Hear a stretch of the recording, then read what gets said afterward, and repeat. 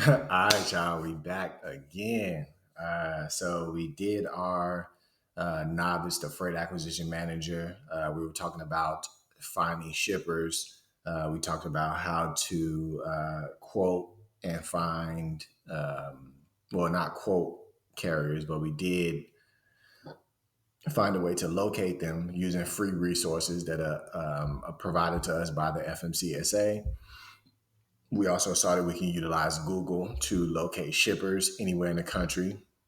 I mean, you'll be able to do that anywhere that Google it gives you satellite view. You can find shippers, customers.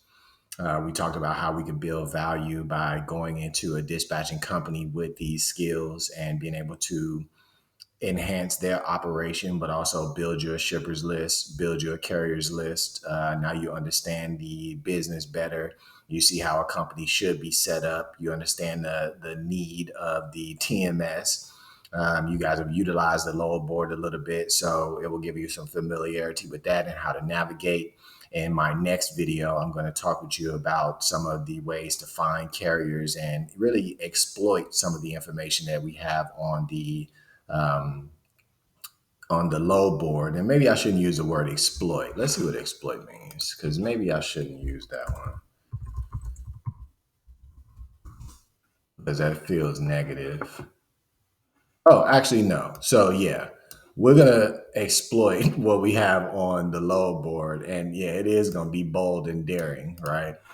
So, we're going to utilize the load board. I'm going to teach you all how to exploit the laziness that brokers use. Why they use that load board is a form of laziness because they should be making calls to the carriers using a search feature. And I will show you how a broker should be operating utilizing that load board. But most importantly, I want to show you what we can do as an agent slash dispatcher for a carrier, what it is that we can do to maximize our efforts while we're utilizing that load board. Um, Before I do that, though, we're going to talk about agreements, okay? Because as a dispatcher slash agent, you will be signing agreements with your you'll be signing agreements on behalf of your carrier with brokers, but we should be signing and creating agreements for any entity that we can do business with in the industry. That is brokers that ultimately we should be talking to shippers more than anything, and we've shown you how to find shippers. So we want to be able to create carrier shipper agreements. We also carrier agreements, right? Because we've looked into the regulations, and the regulations allow us to be able to enter into interchange agreements with carriers. So that means we should have a good understanding of the interchange agreements as well, so that way we can maximize the growth potential for our carriers, right? So we'll go here, and I just did a search because we're going to start with a broker carrier agreement because this is the one that's going to be the most restrictive for a carrier to be able to operate. But I will show you how it is that we can circumvent these agreements, and not necessarily even circumvent it, but give us leverage and understand when we're entering into this agreement, this doesn't make us powerless. It actually makes us more powerful to have this information because now we know how to move when we need to. Okay. So I just did a search for a broker carrier agreement. As you can see, we get multiple um, examples to choose from. So I did choose the broker carrier agreement from Truck Stop because Truck Stop is another load board, right? We've talked about before how the load boards have relationships with very large carriers, and how the information that the load board is getting to give us rates to quote, that information is coming from very large brokers slash carriers. And I wanted to illustrate that by utilizing an example from them, and you'll see. And then we also have a broker carrier agreement from the National Transportation Brokers Association that we'll look at. And then after this, we're going to look at some carrier shipper agreements. and let's see what the carrier is saying that they're going to do with their customer, right? How they're going to manage the relationship between them and the other carriers that they bring under to support the increase in load volumes from the shipper. And nowhere in there are we going to see what they're talking about. We're going to use a broker. So I'll be able to show you that it is possible to do that, because that carrier or these carriers, these examples that I pulled, are ones who understood and they utilized the regulations to maximize their authority. And I'll show you how even one of these carriers ends up becoming a shipper, because you can enter into contract agreements directly with your shipper where you assume the responsibility of the freight and become a shipper as well, right? So now, okay, let's get it. So we come over to truck stop. Here is broker carrier agreement, and he's telling us everything that we need to know. All right. Freight brokers work with shippers of all types to pinpoint capacity and rates. They use a load board to find qualified carriers and to handle mounds of documentation and paperwork.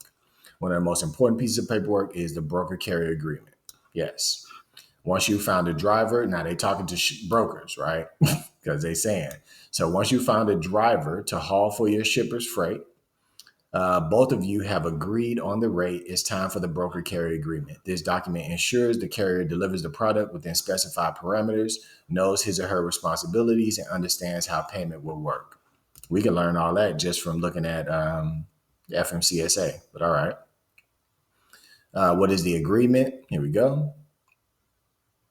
Here we go. Here are the key sections: legal status, who's involved, the date and the term, right? That will be in there. Here's a geography, services, subcontract prohibition. When a carrier signs for a particular load, they're 100% responsible for transporting it. The carrier isn't allowed to sub out that work without your approval. Now, that is true. This agreement does not allow you to be able to sub it if you enter into the agreement as it stands with the broker. But I have worked at brokerages where we sent out these broker carrier agreements to carriers, and they send it back with stuff lined out, and they made us change it. All right. Now I wasn't able to change it. They sent it up to somebody else in legal and let them deal with it. But there have been carriers who have pushed back on this. And it doesn't allow you to sub out. So what that means is this broker carrier agreement is going to be restrictive, because we've already looked at the 49 CFR that allows us to be able to interchange equipment between other carriers. So we just have to be working with or knowledgeable enough to understand when we should utilize that, or when we should just go with it and take the rate. But we still need to read through or understand our agreement. So if we ever need to get out of that agreement, we can. So we have freight rates, we got our payment, equipment, and labor. Let me get the job done, but this should be spelled out in the agreement so the carrier understands the provision. Okay. Bill of lading, this is what we got to get. Now, remember, we saw this also, that a carrier can provide this to another carrier too. So even though they're talking to a broker, this here lets us know. And when we go to the regulations, it lets us know that we can operate just like a broker does. And in actuality, carriers more than likely were operating like brokers prior to brokers figuring out they could, slide on in. Indemnification. Look, it lets you off the hook if the carrier breaches the agreement, right? It also protects you if the shipper's cargo is damaged or harmed while in the driver's possession. But that's also what the insurance is. Boom. Boom. Very true. Because as a dispatcher / agent, when you do go to sign up with a broker, you're going to send them over the W-9. You'll send them over the certificate of insurance, and you'll give them over your certificate of authority from the FMCSA. All right. And remember when I said that there's large brokerages, and this is my first time pulling this up, right? But remember when I told you Knight-Swift Logistics is supplying these load boards with that rate information. Big brokers like them are doing that. And as you see right now, the example they gave us is one of their buddies, Knight Swift Logistics. That's the broker carrier agreement that you should look at, right?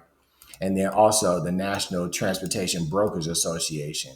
But if we enter into these agreements with carriers, why would we not have one for carriers, right? Like, why wouldn't we pull a broker carrier agreement from a carriers association? Because more than likely, if you go to the Carriers Association, they're going to be telling you to make sure you're setting up your agreements to work directly with shippers. All right. So I already opened this one up. We're going to open this up from Knight Swift, and let's just see what these say. All right. There's our recitals. Like I said, there's our effective date and term, which the carrier and the broker commence doing business together. Scope of the agreement, accepted by the carrier. Parties expressly acknowledge and agree that the terms of this agreement, Knight Swift Logistics, accessorials, exhibit, addendums, the carrier's tariffs. Remember, we saw that, right? We saw that.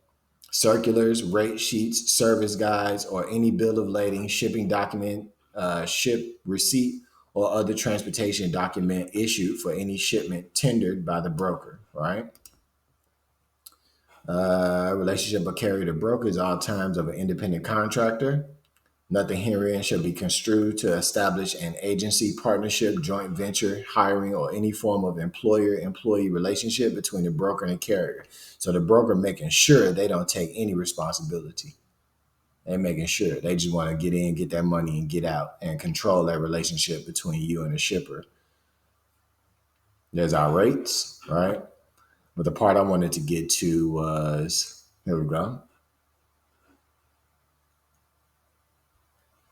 Subject to specific instructions, carrier shall provide motor transportation services for brokers and his customers as a motor carrier operating under the carrier's DOT and their authority.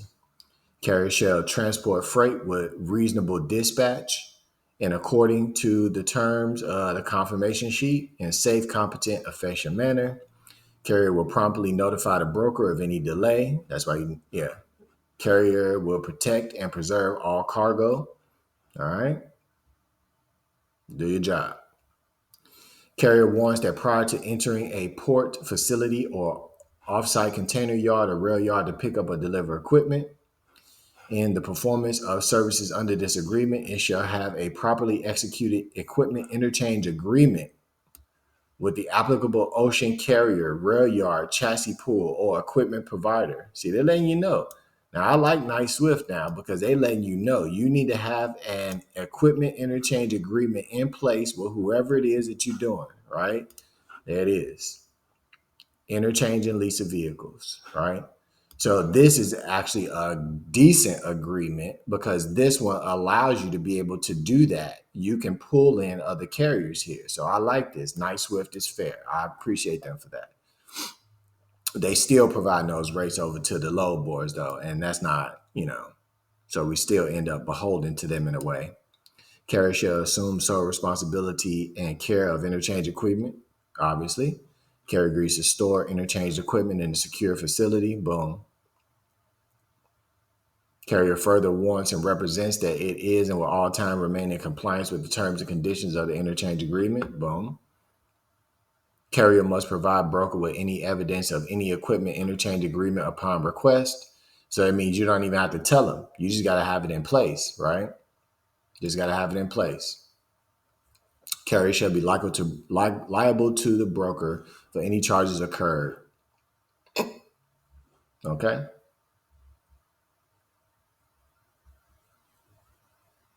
Carrier shall furnish all equipment required for transportation. All right. Interchange agreements.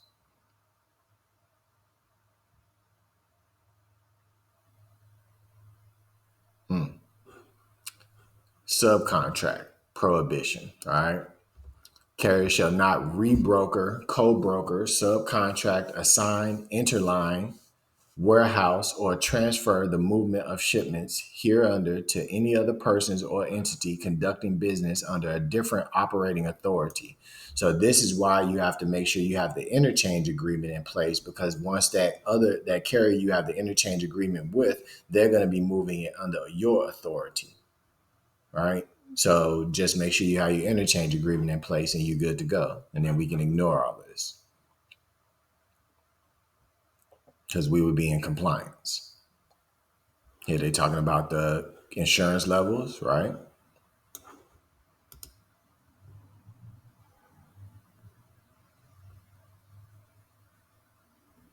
Mm-hmm. Mm-hmm. Carrier and broker agree that the broker, at great expense and effort, has developed a broad base of customers that is essential to the successful operation of the broker. Carrier and broker agree that disclosure of the identity of one or more of the broker's customers to the carrier constitutes valuable consideration. During the term of this agreement and for a period of 1 year after its termination, carrier shall not directly or indirectly solicit or provide transportation or warehousing services to any customers who are serviced by carrier under this agreement, unless otherwise agreed to by the broker in writing. All right. So, and then it looks like if you did, you would have to let them know, and then you'd have to pay them 25% of what it is that you're getting. All right. But here's the thing, when I crack open this load board, I'm going to show you how we can enter into these agreements and we can still find shippers on that lane. Just don't call the shipper that you're working with this carrier. It's simple. Very simple, but I'll show you. We can locate more shippers, and we are kind of already hit on that when I showed you how to find shippers using the using Google. So again, once that carrier says, "Okay, you're picking up in um, Florida, and you're going to be going over to Georgia," once you do get that lane, then we'll just do our thing, right? So let's hit maps. We'll do our thing. Of we're going to be picking up out of. So we're picking up out of, let's go St. Augustine. And then we want to go to, say, Augusta.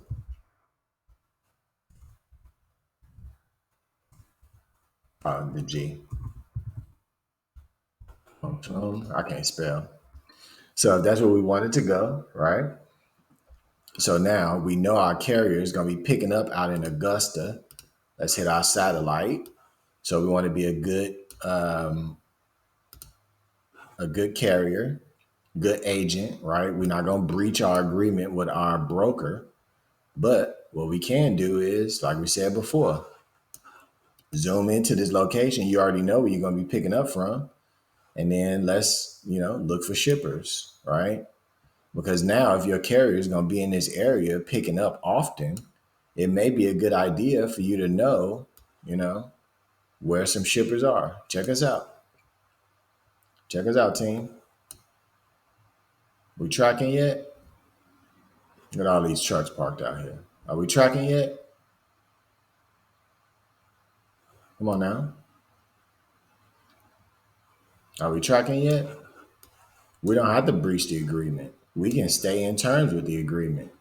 Trailer and truck rental repair, right? We don't have to.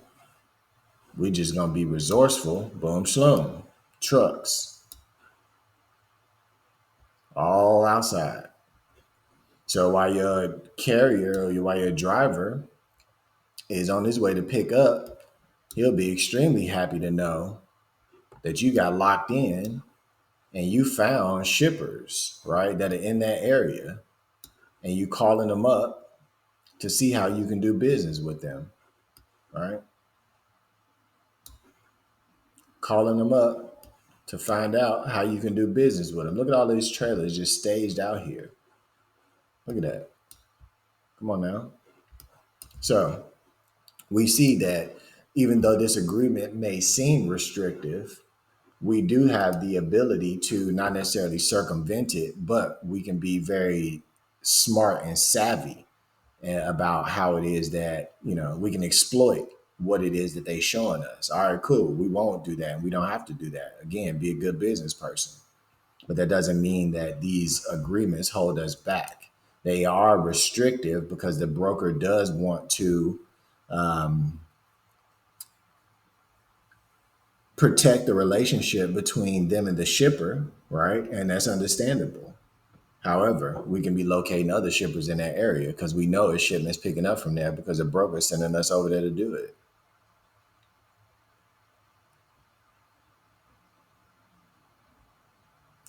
There you go. Carry responsibilities.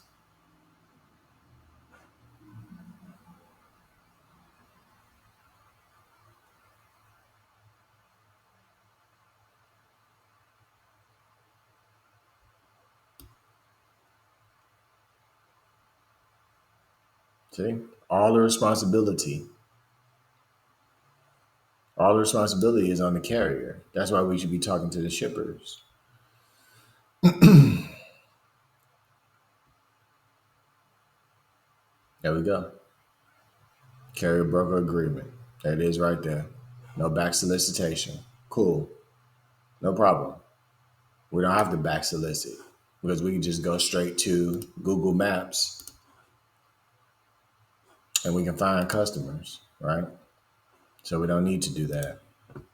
They want 20%. Okay.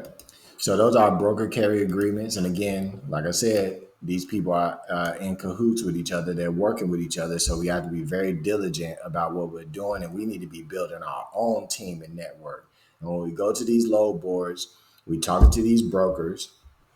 We are building, we're talking to these brokers. We're booking these shipments. We need to be collecting that data from those transactions that we're doing, utilizing something like this bid sheet, right? Because then now we'll be able to know what we've done, when we did it, who we talked to, how much the rate was they were offering, right? How much they paid us, right? And so then now we can use this to validate and verify our relationship with the brokers, right? Should I work with that broker? Add columns to this, should I work with that broker? What rates are they giving me? Last week they told me this shipment was this amount. Now this week they telling me it is this amount. Now you can go back and ask them what happened. What's the difference? And one of the other things we can do too is that the broker has to divulge, right? This isn't a new regulation, but the broker has to tell the shipper, not the shipper, I'm sorry, the broker has to tell the carrier how much it is that the shipper paid them. All right. The broker shall keep a record of each transaction. For purposes in this section, brokers may keep the master list of consignors and the address and registration number, blah, blah, blah.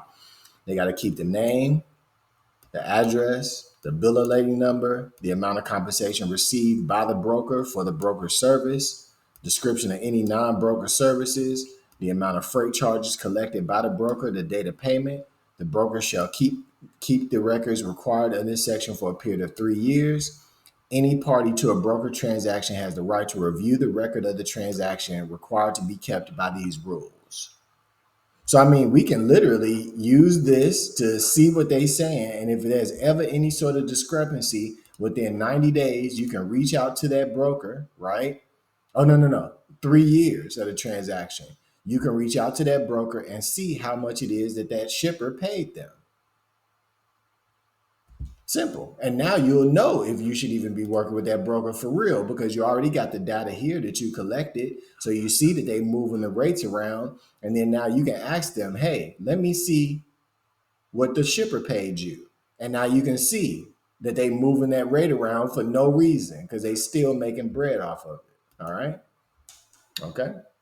So there's our broker carrier agreements right there. So what I wanted to show you all too, though, is that we also have carriers who are actively utilizing the carrier shipper agreements, right?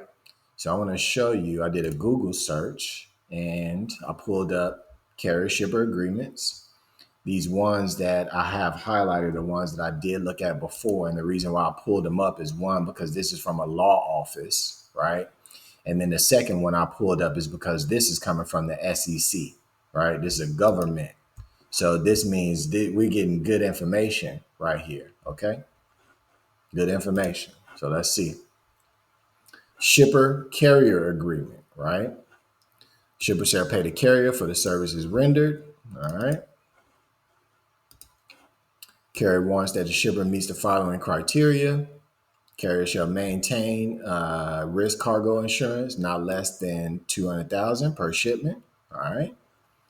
Carrier shall maintain public liability not less than $750,000. So look, the shippers know what the minimum liability is, but in those broker carrier agreements we saw, they were saying you needed to have $1 million. All right. So it is a little bit restrictive. Carrier shall maintain workers' compensation insurance required by law and agree to provide certificates of insurance upon request. All right, cool. Cool. And that's it. Boom. That's it. Simple. Ishmigada, easy. Carrier shipper, not carrier broker, carrier shipper. All right, let's go, y'all. Let's get it.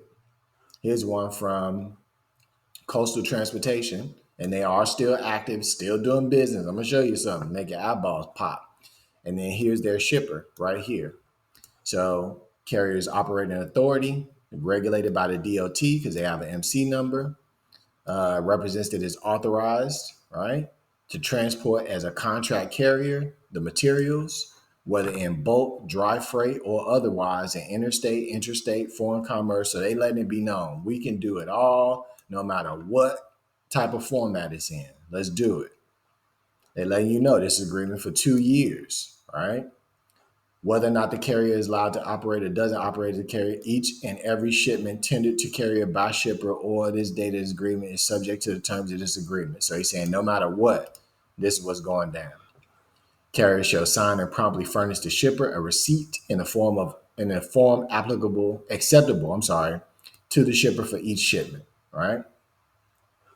Shipper elects to use a bill of lading, we'll use it. Right? He just let you know whatever you want, we'll do it.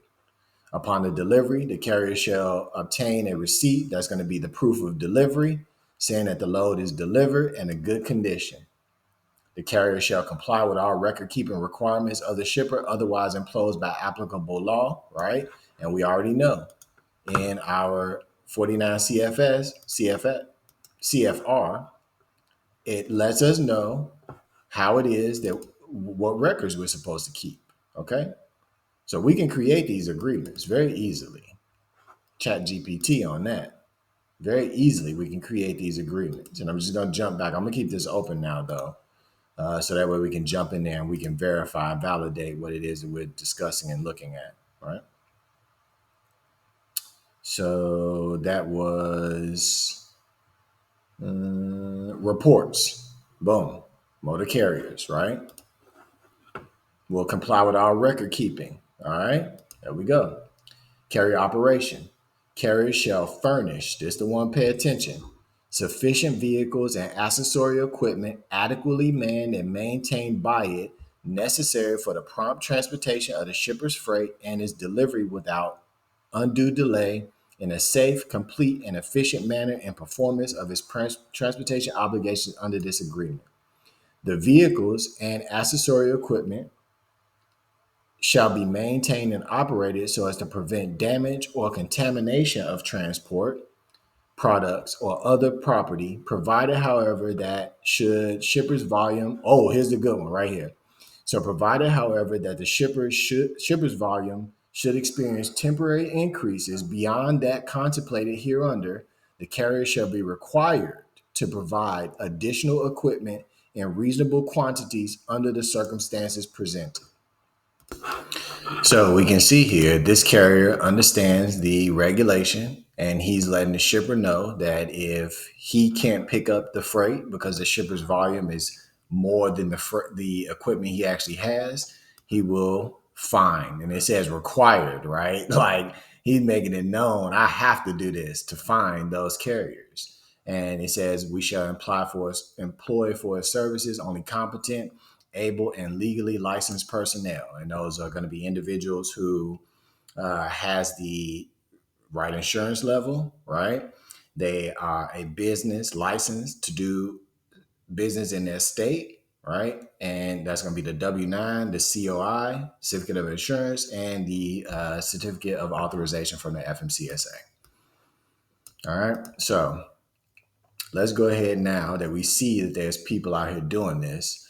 Let's go right now. Let's see what's up with this carrier on Safer. All right. Because I want to be able to illustrate to you all that it's carriers out here doing this and that they are making bread doing this and they're very successful with making it happen. Oh, sorry. That was Coastal.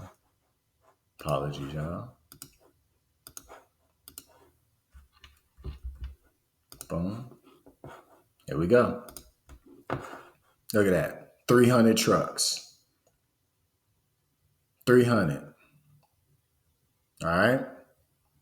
And we already know he don't actually have 300 trucks. He's utilizing his agreement, right?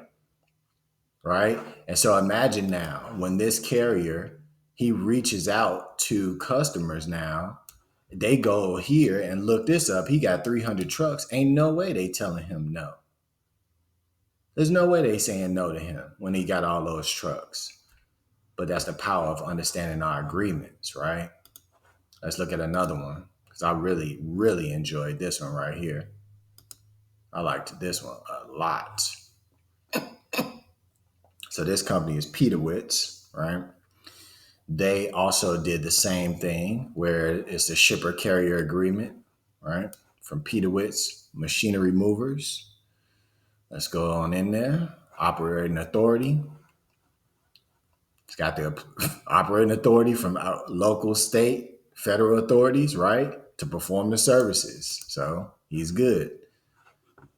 Bill of lading. This is all standard, right? In the agreement. Carrier operations, independent contractors, laws and licenses. Carrier shall at its sole cost and expense furnish all fuel, oil, tires, and other parts collectively designated as equipment. Carrier shall pay all expenses, including expense of road service repair. Carrier shall utilize the operation of the equipment only properly trained and licensed personnel. Carrier at its sole cost and expense shall utilize in the operation of the equipment only properly trained and licensed personnel. Carrier shall be an independent contractor of the shipper.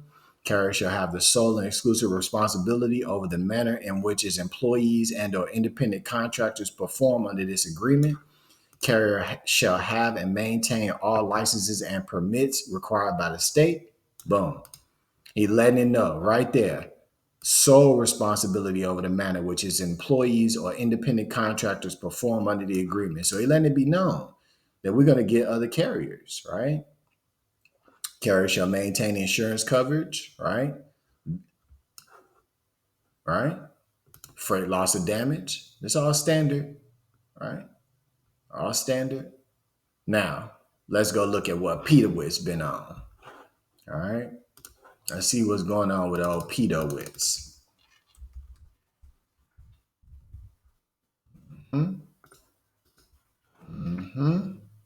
Look at all the companies they got. Let's see the enterprises. Oh, look at here. Old Peterwitz was a carrier and now he's a shipper, right?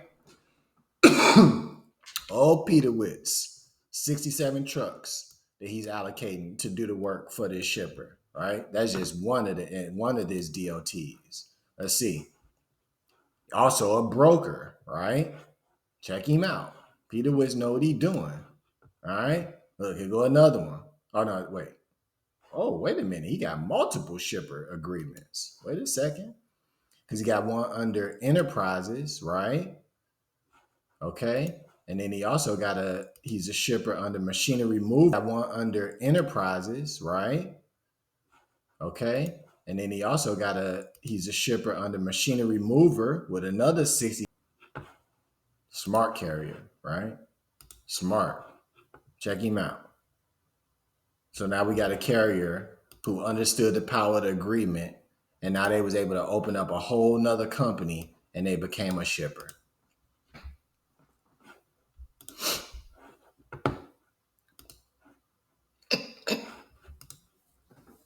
All right. So that concludes agreements. Yeah, I'm about to go play basketball. When I come back, I'm going to do another one where we're gonna crack open this load board. All right, y'all. I love y'all, man. I appreciate y'all so much. This is amazing. We're about to change lives right here, y'all. We're about to change lives, man.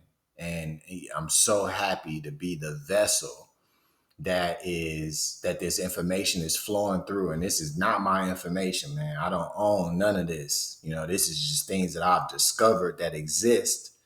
And I'm just thankful, man. I appreciate everything. This is it's massive. All right, y'all, let's get this bread, man.